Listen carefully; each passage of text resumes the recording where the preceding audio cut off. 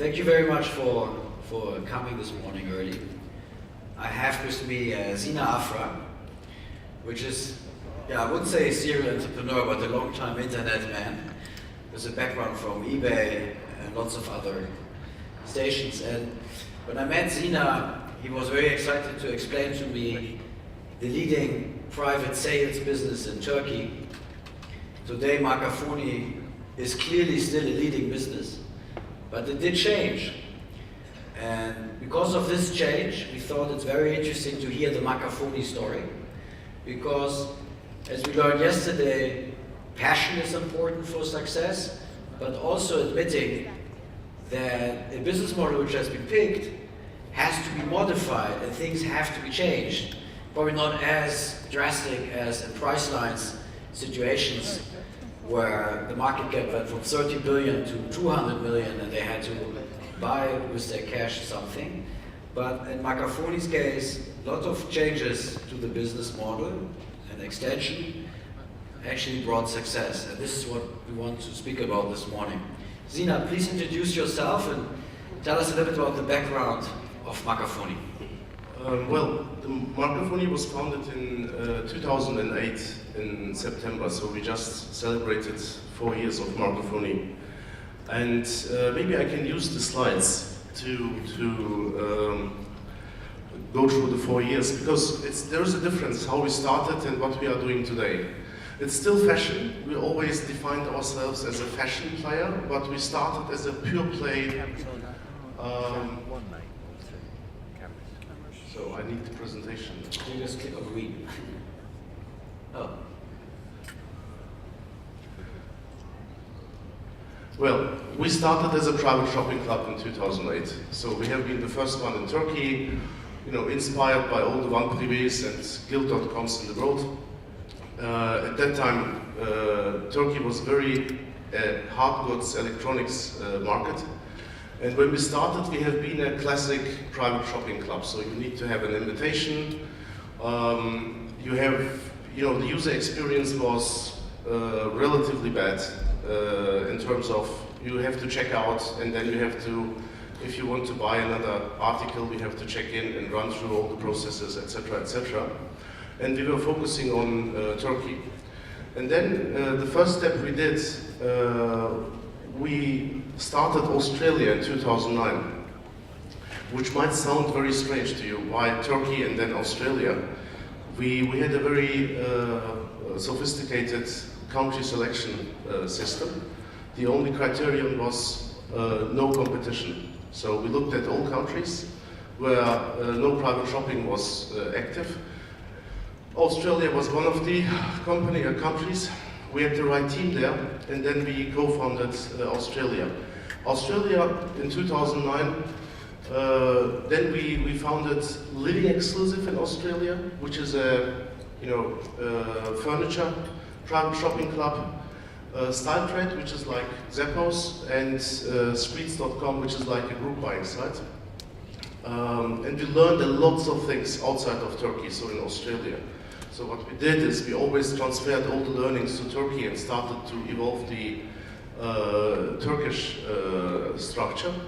And then we decided Australia, it's difficult to manage. The first 1.5 years we managed Australia from Turkey, so the entire technology, etc., has been run by the Turkish team. Then we transferred the technology, and now they became so big that we exited this year to a media group in Australia. Then our second experience was South Korea. We launched South Korea in 2010. It took us 6 months to close it down. It was a complete failure because the South Korean market was, in every means, I could talk hours about this. It is one of the toughest markets I have ever seen in the world. It's like my ex-wife. She was Korean. She was like the toughest wife I've ever seen. Yeah, we experienced the same, at least in the internet. But the learnings we have got from Korea, all the user experience stuff, we already again transferred it back to Turkey. So it was a very expensive learning for us. Then we went to Greece. Greece was running pretty well. It's very similar to Turkey. But we also exited that business, but exit is, we really transferred the shares to our Greek partners because the country situation was a little bit difficult. And in 2010 we launched in Ukraine Markafoni, which is really doing very, very well. So we put all our knowledge and all the learnings, etc., from the other countries to Markafoni. And then Poland. Poland is the only country where we use the Markafoni name. Markafoni is difficult if you use it in English-speaking countries, Markafoni. But in Polish it works. And then after the investment from Nespas Group last year, we have also a sister company, the Fashion Days. They cover Eastern Europe. So we don't do it from Istanbul. We do it by cooperation. So the entire international model changed and we brought lots of experiences back to Turkey. So coming back to Turkey, there are 3 other brands in Turkey we run. They are all fashion brands. So Markafoni today is not anymore private, so you don't need to have an invitation. You just sign up. You have a much better user experience. We have multi-basket, which is the first multi-basket of a private shopping club in Europe. I think Guild.com has one, but in Europe we are one of the first.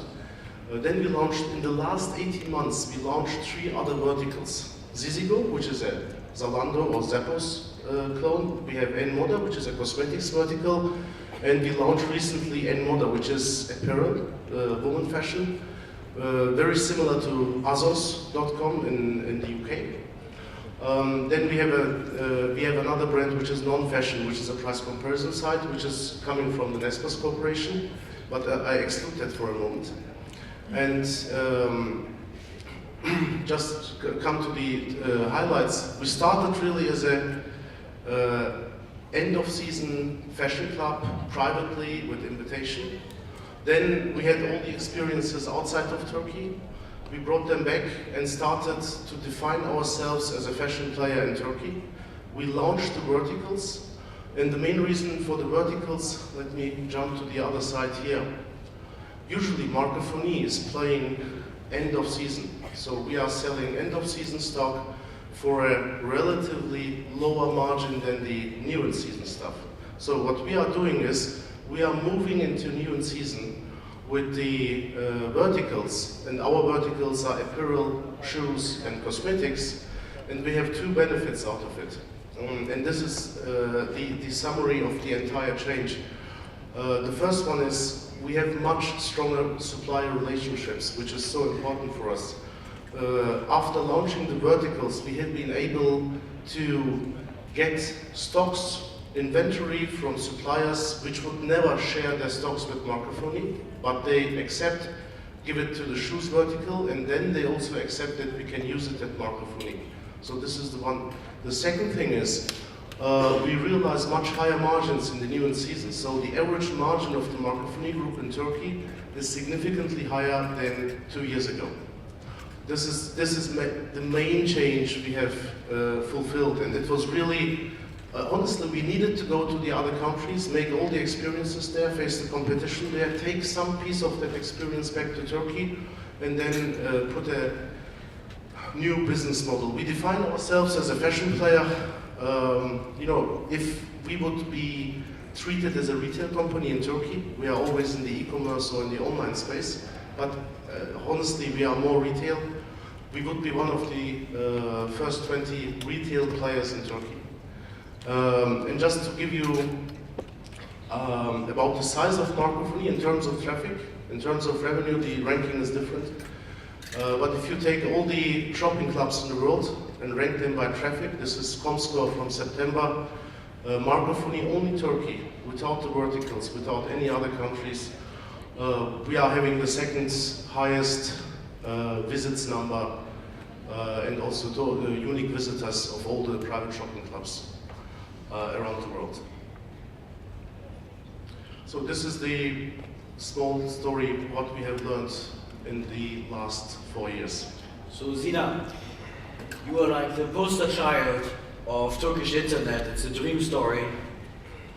You started your career at eBay, you founded Markafoni, you sold it to one of the most respected e-commerce groups of the world, Naspers. That was this was last year. We sold the majority stake. So you have 3 co-founders and you are still in the business. Was it disclosed at what price you No. sold the business? Unfortunately, It was a large figure. it was, I would say it was one of the top 3 numbers in Turkey, I realized. So you started eBay and now you are at Naspers. How is it? Honestly, I forgot everything about the former world, about my eBay world and all the corporate stuff. So once becoming entrepreneur and acting together with other entrepreneurs brought me personally in a complete different world. I love it. So I don't think that I will go back to any corporate stuff. But the Naspers Corporation is extremely valuable for us because we have been international before Naspers, but now we are much more international. So we have access to data, we have access to experiences, we have access to knowledge, which is very valuable. So they basically help you to execute your strategy. So you're an entrepreneur who's in a large corporate and they leave you enough freedom to execute your original passion. I think Naspers is leaving extreme freedom. So I have always worked for American companies. This is the degree of freedom I have never experienced in any American company. There is not that much change. There is nobody coming every week, nobody calling us every day. If we need to talk to them to change experiences, they are there, which is very valuable. So we appreciate it. So we saw that you launched a lot of other businesses under a different brand. Why didn't you use the Markafoni brand to launch these other businesses? Markafoni stands for cheap prices. So the main differentiating point of Markafoni is pricing. And we wanted to get into new in season and full price. So we needed to have another brand. And we discussed a lot with my partners about having one brand for full price or having different brands. We went for different brands. I compared a little bit with the department stores, you know, Karstadt, etc. in Germany. They sold everything. But now you have all the verticals. You have MediaMarkt for electronics, you have DM for other stuff, etc. It's all about the user experience. The user experience, if somebody is buying shoes, is completely different from if somebody is buying cosmetics. And we wanted to reflect this. And what you see there, everything the client, the user is seeing is different. Brand, user experience, products. Everything you don't see is the same. So it's the same Back logistics. office, It's one. There is one backend. Okay, that's very interesting. So let's talk about private sales for 1 minute. We saw on the traffic data that you grew 27% while most or many of your competitors are declining. Do you think the private sales or flash sales, or how you call it, is that an industry which lost a lot of momentum? We saw 2 acquisitions. I think Brands for Friends got acquired by eBay and by VIP by Amazon. And I remember my friend Jacques-Antoine was complaining, there's too much VC money and we have to wait for the VC money to get burned and then we get healthy buy margins. Tell us, where does the private sales market stand? Is that a business model which will survive? I think the original flash sales model, private sales model has to change. It's difficult to go into a low margin business if you get on scale because you have really to invest into logistics, etc. And the Van Privé story is a complete different one because they had the chance to build it up for 11 years and have gone through a complete different experience. And now they are really dominating a country. But I think in all other countries, and especially in Turkey, there is a high competition, so there is a margin pressure. And I don't think that we will have pure flash sales players in 3 or 4 years, exception of Van Privé. Look at the Guild Group. Guild Group has also some, you know, Guild Travel and Guild Tasting. They like really focus on luxury, right? Exactly, and they are high-end, so they position themselves on high-end. What you can do if you run a company in New York and in the US. In other countries like, you know, Brazil or Russia or Turkey, you have to serve the mass market. And you compete to all the retailers and also to the other flash sales companies. So, just one last question. I mean, first of all, congratulations for Markafoni. It's an amazing story. Let's talk about Turkey for 1 minute. I mean, we are all excited about Turkey. It's a large country. Internet penetration is growing. And depending on what numbers you look at, there's a healthy venture capital market. I think General Atlantic recently invested into the country. Tell us, where does Turkish internet stand? And show the audience plan not only a trip to Tel Aviv, as we learned yesterday from Dror and Yossi, but should we stop by in Istanbul? Of course you should drop by. Istanbul is a much nicer city than everything in the surrounding there. But the point is, the Turkish internet market, the guys from Tel Aviv said yesterday, we don't have a domestic market. This is what Yossi is saying. Turkey is an incredible domestic market. Average age of 28, and the people love to spend. And what you find in Turkey, especially for e-commerce, are two things which are very unique in a developing country. The credit card penetration is the highest after the UK in Turkey. So Markafoni accepts only credit card payments. And we have 100% credit card payments. So and you do like financing of the purchases, like Hepsiburada or Gidiyor is offering their customers? Hepsiburada has a wider range of payment methods. Gidiyor has a safe payment method, so like something like escrow. Yeah. We are very stupid and flat on credit cards. We accept only credit cards. We will add some other alternative payments also. They are coming up in Turkey. It's a very interesting market for payments. But if you compare it to Poland or to Russia. So credit cards are the same, like in the kind of Western European countries. Yeah, and I think the penetration is higher than even in Germany. And how is the postal system? If I order, I remember getting from one side Istanbul to the other side, it could take a very long time, sometimes longer than a flight from Europe to America. How long does it take, when I ordered Markafoni today, was in Istanbul, how long do I have to wait to get my package? As we are working with consignment, you have to wait seven working days to get your package, which is faster than comparable flash sales companies.